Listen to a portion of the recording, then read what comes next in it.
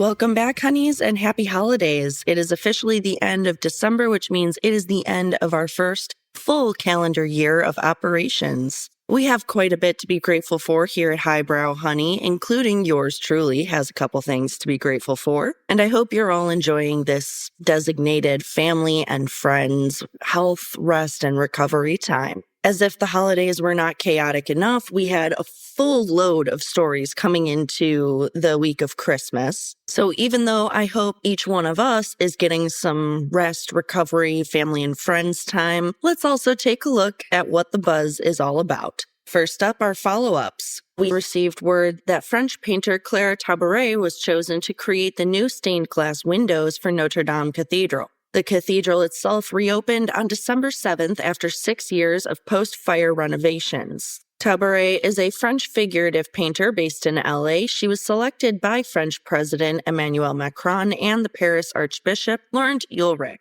It may be worth noting, honeys, that the Catholic Church reportedly gave explicit instructions for the winner to be a figurative artist. So the church had a very specific vision for what it wanted next. And Tabouret certainly fits the bill. She's known for her enigmatic portraiture, often showing introspective children. She said also in a press statement that her winning project depicts praying people from different cultural backgrounds celebrating the Pentecost. For the making of the windows, she'll be collaborating with Simone Marc Storied Glass Studio, which is in Reims. The studio was founded in 1640, and its clientele includes the likes of artists Jean Miro and Marc Chagall, as well as German sculptor Emma Nobel and French painter Jean-Paul Auguste. The studio was also once enlisted to restore cathedrals damaged during World War II, so very interesting historical connections here. Our source article for this story made no further mention of the opposition movement to this replacement. Yet Tabouret herself said, quote, "In times like ours, marked by war, extreme division, and tension, this opportunity to use my art to promote unity through the theme of the Pentecost is a wonderful gesture of hope," end quote.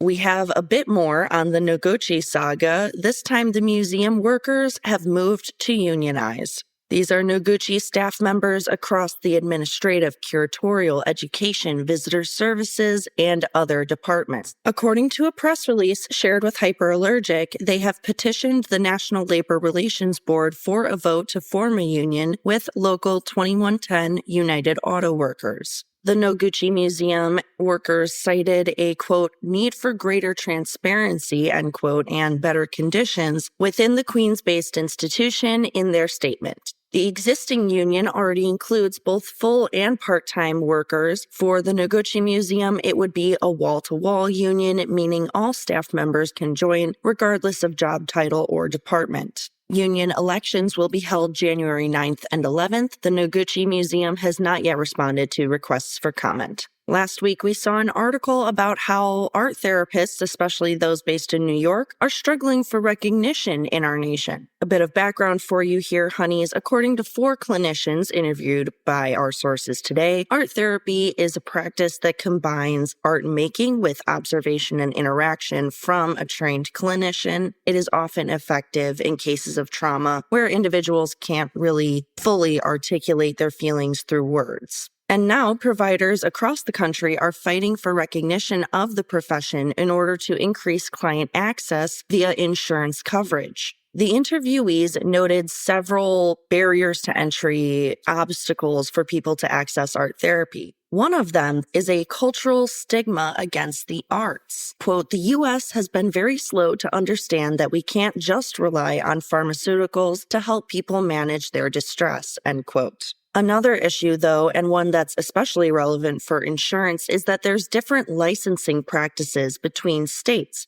For example, New York grants art therapy licenses, but Texas would require the same provider to obtain both a mental health clinician license and then separately register as an art therapist. So while the solutions are currently varied, many are working towards standardizing these licenses. This is a big one, especially for the American Art Therapists Association, who advocates for licensure in all 50 states because, they say, it could make art therapy for the public and aspiring practitioners both more financially feasible. And activists in New York are at the forefront of these pushes. In New York, art therapists are licensed under the umbrella of creative arts therapists. And earlier this year, they successfully pushed a bill through the state Senate to allow providers to bill Medicaid directly for art therapy services. In fact, that bill was delivered to Governor Kathy Hochul's desk last week after making it through the state Senate. She will have until the end of the month to sign or reject the proposed legislation. You can probably tell why we care about this story, honeys. It's arts therapy, it's public access. We love those things on this podcast. And so if Governor Hochul signs the bill, it will help art therapists in New York reach broader populations, says Linda Turner, an art therapist in New York of 25 years and the president of the Licensed Creative Art Therapists Advocacy Coalition. Quote, "The bill will allow them to expand their public work abilities." New York State Senator Samra Brooke said she sponsored the bill as a step to combat New York's growing mental health crisis. Quote, LCATs, or Licensed Creative Arts Therapists, are the second largest group of licensed mental health professionals in the state. In the middle of a youth mental health crisis and all these other crises that we see with mental health, it only makes sense for us to remove barriers, end quote.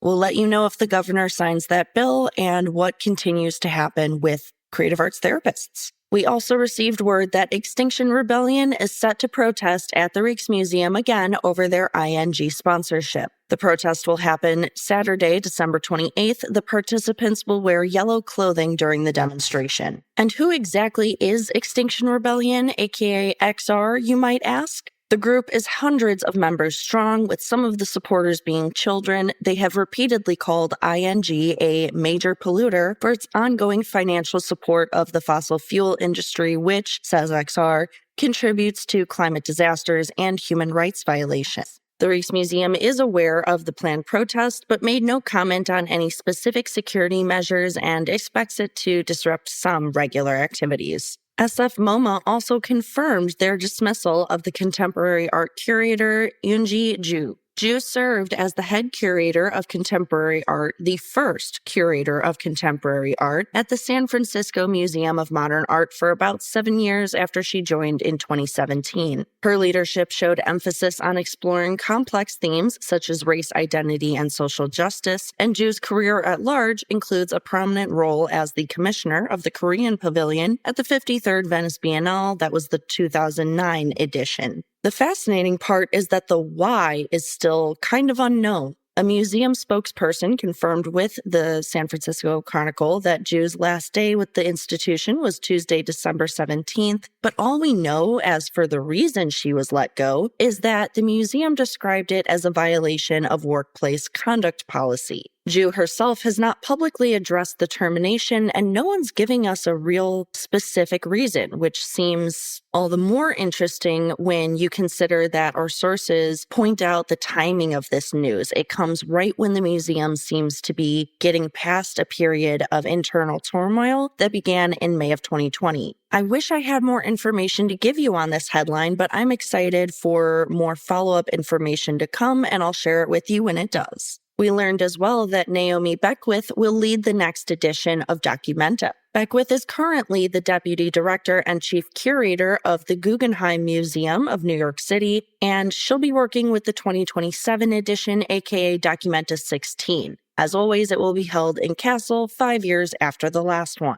We care about this new leadership in part because of how 2022, the most recent iteration of Documenta, went. It was so messy, and we know they're trying to have a comeback. And for context, a brief rundown of the 2022 edition controversies. They started only days into the festival's June opening when allegations of anti-Semitism were made against the Documenta 15 and its curators, an Indonesian collective known as Ruang Grupa. The group had permitted the inclusion of a large banner meant as a commentary on Indonesia's violent dictatorship, but it included images like a pig dressed as an Israeli national intelligence officer, a black hat with a Nazi emblem, and other potentially offensive symbols. Also early on in the show's run, a display featuring works by Palestinian artists was vandalized. This resulted in over 100 affiliates of the exhibition to issue a collective statement condemning the incident as a racist attack. And then Documenta's administration criticized its own curators.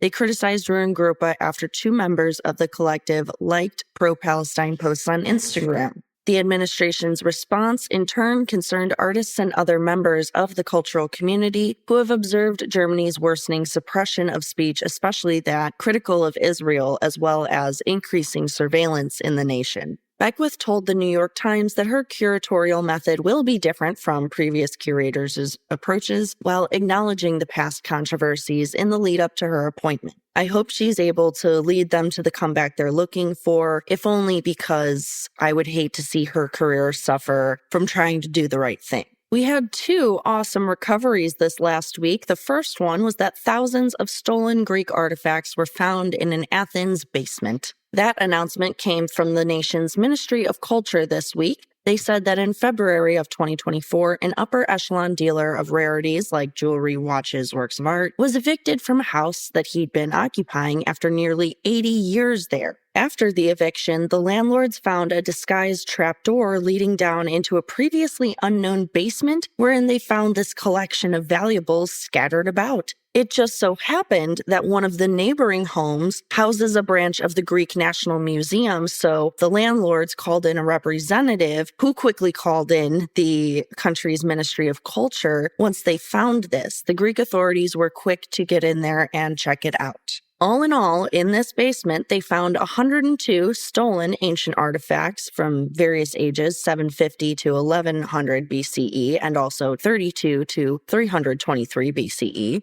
They also found 36 post-Byzantine religious objects and 3,247 coins of various ages. Greek authorities transported the treasures for safekeeping by the Ephorate of Antiquities of the city of Athens after the initial examinations were performed on site. In Athens, preliminary restorations and further examinations of the goods was done by a team of prosecutorial authorities and a scientific committee overseen by Greece's Central Archaeological Council. The official monetary value and some other details have not yet been announced, but still an exciting find. Last week also saw Polish authorities recover stolen Banksy and Damien Hirst artworks. The pieces were first stolen over the night of March 24, 2022 from the small city of Przemysl during shipping from war-torn Ukraine to Switzerland, says Malgorzata Tasiuk-Kurasiewicz, the district prosecutor in Przemysl. The office immediately opened an investigation after the burglary alongside city police in Przemysl and Warsaw Police. The Office of Ukraine's Prosecutor General has also become involved.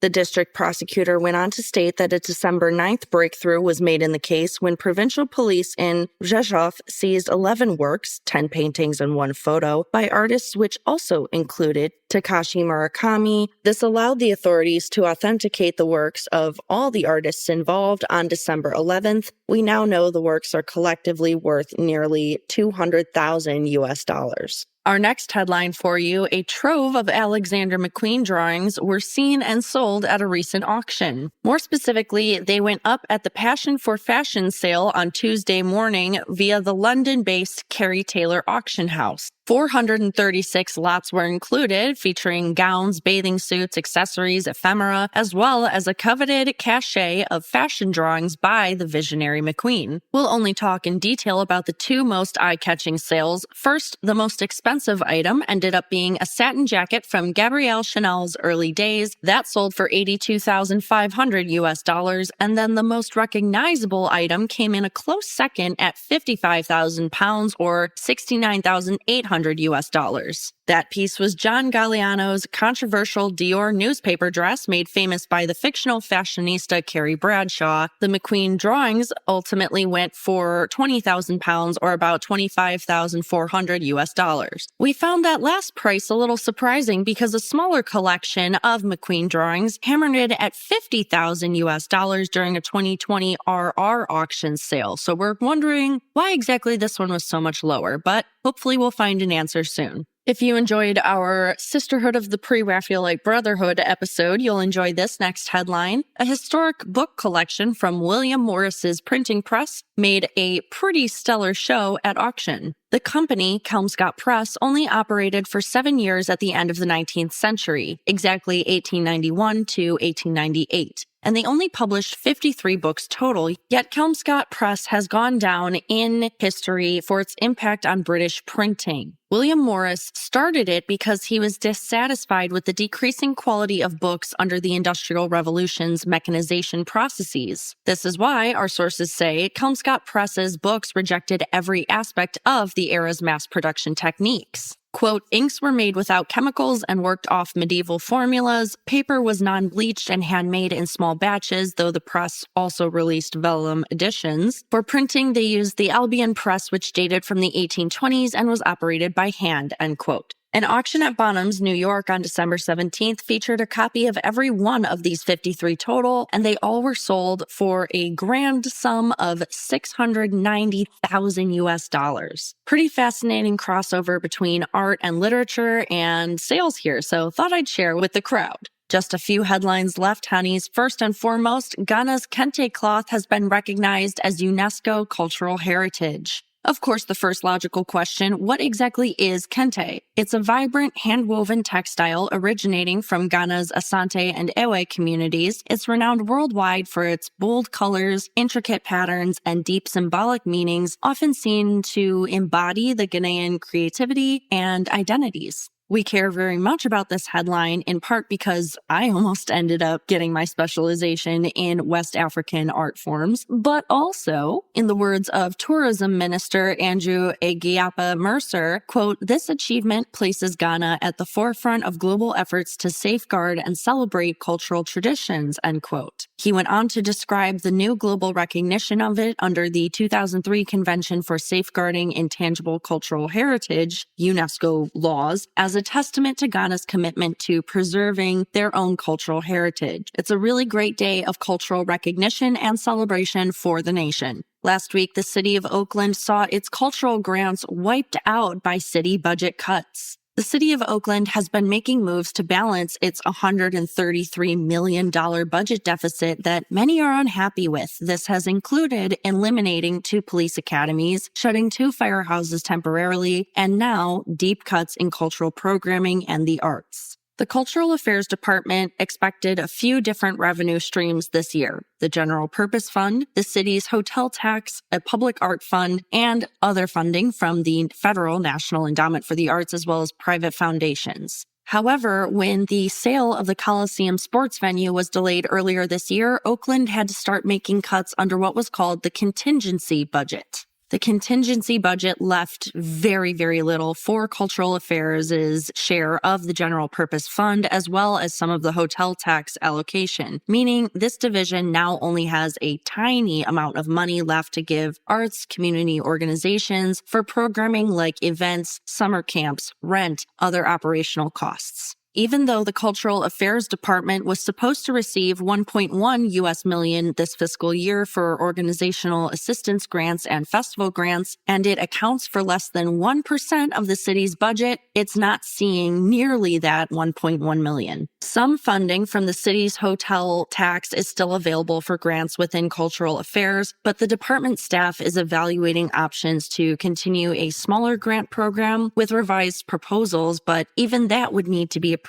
by Oakland City Council. We of course care, honeys, because advocates are warning this will have disastrous effects on the city's cultural sector. Says Vanessa Wang, chair of the Cultural Affairs Commission, quote, this is devastating. It is wiping out the entire grant program, end quote. Said another interviewee, Miguel Lopez, the executive director at Peralta Hacienda Historical Park, the gutting of their set $45,000 a year funding means that they will get nothing from the city this year, and that endangers public safety, as it will affect the amount of lighting that they're able to provide in the park, and that, of course, affects how safe the neighborhood feels in it. Lopez went on to say he expects there to be major impacts on some of their biggest programs. This would include ones like the Mexico Negro y Querido, an event that highlights Afro-Latino culture scheduled during Black History Month. And finally, honeys, to end things off on a happier note, we heard that Questlove is directing a 50 Years of SNL Music documentary for NBC. The production is joint work of Oscar winner Amir Questlove Thompson and Emmy winner Oz Rodriguez. Said the former in a statement, quote, "The process of going back through the incredible archival footage was like being in a time machine, DeLorean or other. I'm so happy I went on the trip and now get to share it with everyone," end quote. The documentary will be about the music performances of Saturday Night Live and their behind-the-scenes stories. Titled Ladies and Gentlemen, 50 Years of SNL Music, it will feature more than 50 interviews, including recent musical guests, lots of pop star names, plus creatives and casts of the past and present, as well as creator Lorne Michaels. The 3-hour-long special will premiere on the network January 27th and then stream the following day. And that's what I have for you this week, honeys. Hope you've enjoyed the buzz. Hope you've heard a number of fascinating headlines. That is always my goal when providing you these stories. I'm going to go ahead and take my own little holiday vacation here, so you will not be hearing from me more than likely for New Year's. But until then, take care, be safe, be smart, drive safe and smart, and hydrate or dihydrate. Talk soon. This podcast is produced, created, hosted, formerly edited, and fact-checked by master's degree holder Celia Bugnout. Chris Meinhold is responsible for our editing, mixing, and our intro and outro music. Special thanks to him for that. And as always, remember to like, subscribe, share, comment, so on all your favorite listening as well as social media channels.